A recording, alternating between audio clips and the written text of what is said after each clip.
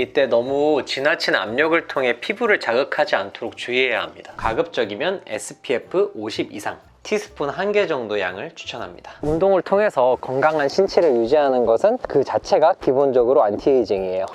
그리고 가끔 칼로리를 제한하는 습관을 들일 필요도 있어요. 오늘 저는 포텐자 시술을 하고 마지막에 엑소줌 댐퍼를 도포해서 마무리하도록 하겠습니다. 제가 지금부터 약 5분간 명상을 해보도록 하겠습니다. 그렇다면 어떻게 양질의 수면을 취할 수 있을까요? 영원히 늙지 않고 살기 위해 1년에 27억 쓰는 사람으로 유명한 브라이언 존슨이라는 분 이야기 들어보셨나요? 요즘은 환율이 올라서 한 30억 되겠네요. 저도 그분 영상을 되게 흥미롭게 봤는데요. 늙고 싶지 않은 마음은 같지만 사실 대부분 사람들은 1년에 안티에이징에 30억씩 쓰기는 조금 어렵잖아요. 그 정도 비용을 들이지 않고도 안티에이징을 위해 우리가 실천할 수 있는 일들이 사실 굉장히 많아요. 그래서 오늘은 피부를 비롯한 신체 전반의 안티에이징을 위해 실천해야 할 생활 습관에 대해 알아보도록 하겠습니다. 지금부터 출발해 볼까요? 안티에이징을 위한 생활 습관 그 첫 번째, 적절히 세안하기입니다. 세안의 목적은 피부 표면에 붙은 먼지와 노폐물을 잘 씻어내면서도 피부에 불필요한 자극이나 데미지를 주지 않도록 하는 것인데요. 이 원칙을 바탕으로 지금부터 세안을 시작해 볼게요. 우선 클렌징은 중성 혹은 약산성 세안제를 사용합니다. 그리고 물의 온도는 미지근한 것이 좋습니다. 너무 뜨거운 물은 피부를 자극할 수 있으니 지양해야 합니다. 그리고 세안에 앞서 손에 붙은 세균이나 먼지를 잘 씻어내기 위해 손을 먼저 씻어줍니다. 이렇게 손을 잘 씻었으면 손에 클렌징 폼을 짜고 거품을 충분히 내서 얼굴에 구석구석 빠지지 않도록 꼼꼼히 도포해 줍니다. 이때 너무 지나친 압력을 통해 피부를 자극하지 않도록 주의해야 합니다. 시간은 약 30초에서 1분 정도면 충분합니다. 잘 도포한 후에는 충분히 헹궈줘야 되는데 이때도 역시 피부에 불필요한 자극이 발생하지 않도록 주의해야 합니다.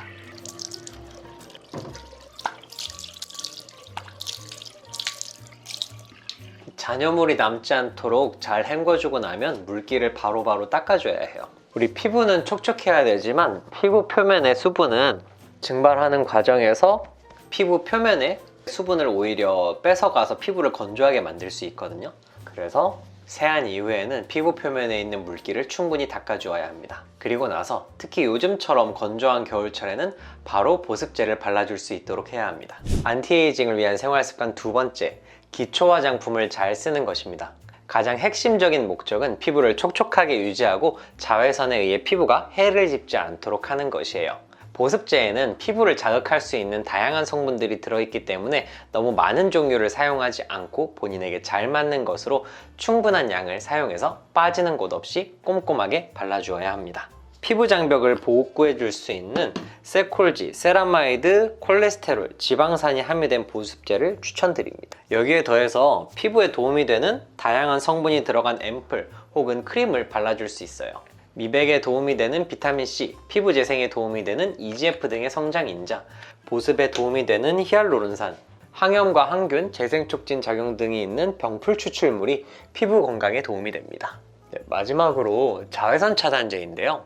역시 본인에게 잘 맞는 것으로 가급적이면 SPF 50 이상, 모든 종류의 자외선 차단에 도움이 되는 것으로 충분한 양을 발라줍니다. 티스푼 1개 정도 양을 추천합니다. 티스푼 1개 정도 되면 사실 양이 굉장히 많을 수 있는데요. 효과를 기준으로 한 추천은 이 정도 용량이 맞아요. 이렇게 선크림까지 잘 발라줬으니까 이제 다음으로 운동을 하러 나가보도록 할게요. 개그인가요?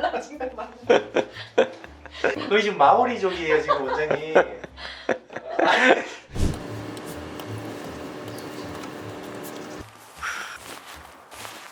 네, 안티에이징을 위한 생활습관 세 번째, 운동입니다. 운동이 건강과 항노화에 도움이 된다는 사실은 누구나 알고 있어요. 운동을 통해서 건강한 신체를 유지하는 것은 그 자체가 기본적으로 안티에이징이에요.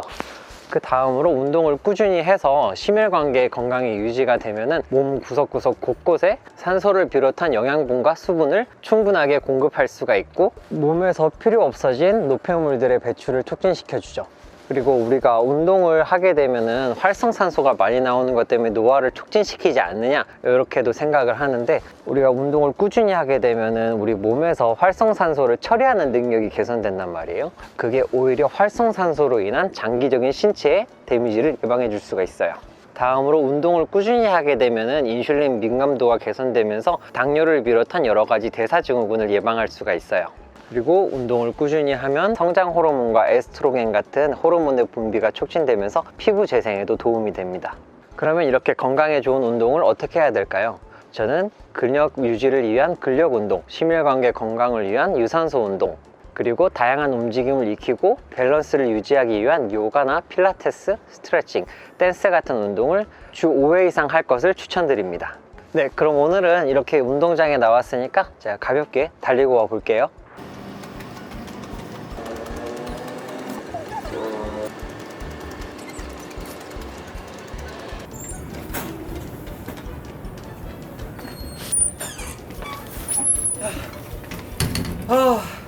달리고 나니까 기분이 좋네요.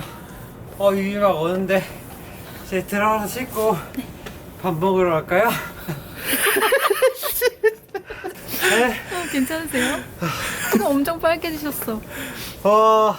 아니 밖에서 지금 서서 원래 나오면 바로 뛰고 바로 들어가는데 나와가지고 얘기하니까 좀 얼었어요 지금. 안티에이징을 위한 생활습관 네 번째, 건강한 식습관입니다. 생명의 기본 원리는 다이나믹 이퀄리브리엄, 항상성이죠. 노화를 억제하고 건강한 신체를 유지하기 위해 인체는 양질의 자원이 지속적으로 공급되어야 합니다. 그야말로 건강한 식사, 탄수화물, 지방, 단백질과 같은 주영양소와 더불어 다양한 미량 영양소의 충분한 섭취를 위해 야채를 충분히 먹고 가급적이면 덜 가공된 식품을 먹는 것이 좋습니다. 영양소에 대한 이야기는 하기 시작하면 분량이 너무 길어질 수 있는데, 하나만 이야기한다면 역시 비타민 C죠. 과일과 채소에 많이 들어있고 항산화 작용과 콜라겐 형성, 면역 작용에 도움이 됩니다. 그리고 정제당을 과하게 섭취하지 않는 것도 굉장히 중요합니다. 정제당이란 우리가 정말 좋아하는 면, 밥, 빵과 같이 혈당 지수가 높아서 혈당을 급격하게 높일 수 있는 음식들인데요. 인슐린 저항성을 높여서 당뇨와 같은 대사증후군의 발병 위험을 높일 수 있어요.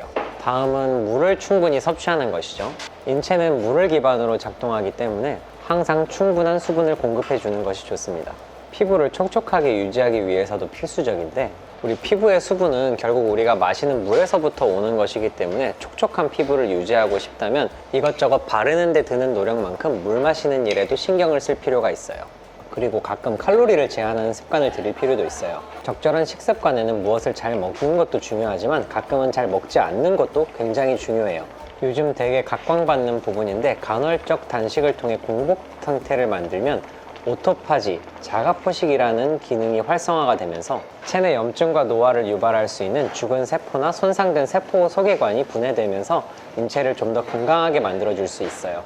마지막으로 뻔한 얘기지만 술, 담배, 커피 등의 기호식품을 제한하는 것도 굉장히 중요합니다.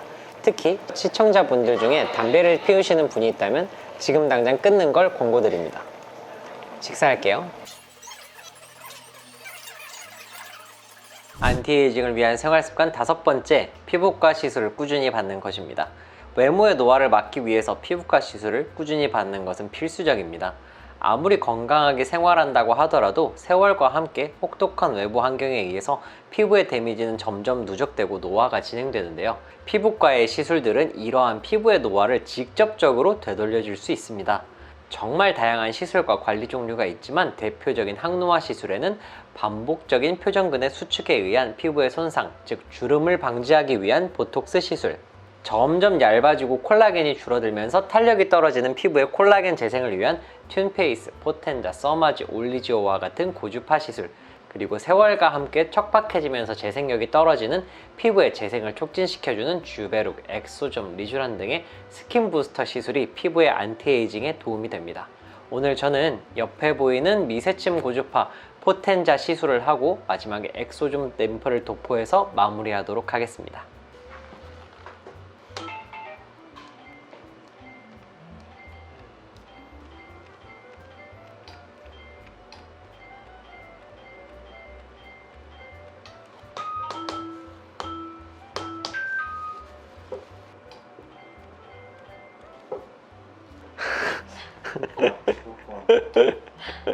위에.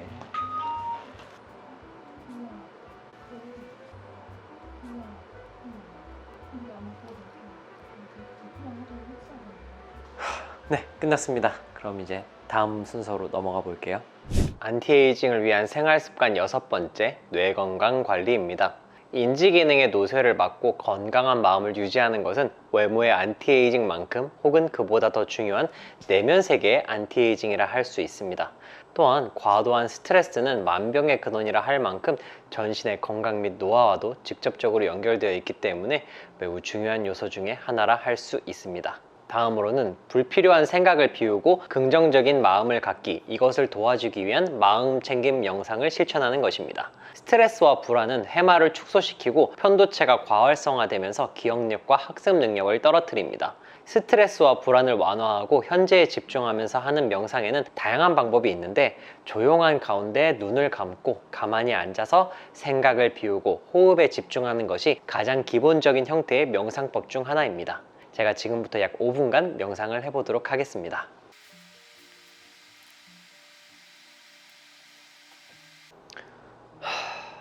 일상의 스트레스가 조금 해소된 것 같네요.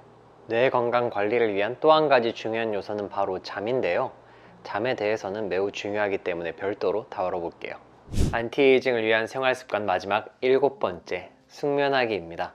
인생의 3분의 1인 잠을 잘 자는 것은 안티에이징에 있어서 매우 중요한 요소죠. 숙면은 호르몬 균형을 조절합니다. 성장 호르몬은 주로 깊은 잠을 잘 때 분비되는데 세포 재생과 회복을 돕고 피부 탄력을 유지하며 노화 과정을 늦추는 데 중요한 역할을 합니다. 충분한 수면은 면역 체계를 활성화해서 감염과 질병으로부터 보호합니다. 그렇다면 어떻게 양질의 수면을 취할 수 있을까요? 질 높은 수면을 위한 수면위생법에 대해 말씀드릴게요. 가능하면 8시간 정도의 충분한 수면을 취해야 하고, 가능하면 같은 시간대에 자고 일어나는 수면 리듬을 유지하도록 합니다. 침실 환경을 조용하게 하고 빛의 노출을 최소화하며 18에서 20도 정도의 실내 온도와 40에서 60% 정도의 적정 습도를 유지하는 것이 좋습니다. 식사를 늦어도 잠이 들기 2시간 반 전에는 마치도록 하고, 중간에 잠이 깰 수 있기 때문에 수분 섭취 또한 제한하는 것이 좋습니다. 잠자리에 들기 전에 요가나 명상 등의 이완 기법을 통해서 긴장을 풀고 불필요한 생각을 최대한 비우는 것이 좋습니다. 오늘 말씀드렸던 7가지 안티에이징 생활 습관을 바탕으로 여러분도 오래오래 건강하게 생활하시길 바래요. 그럼 안녕히 계세요.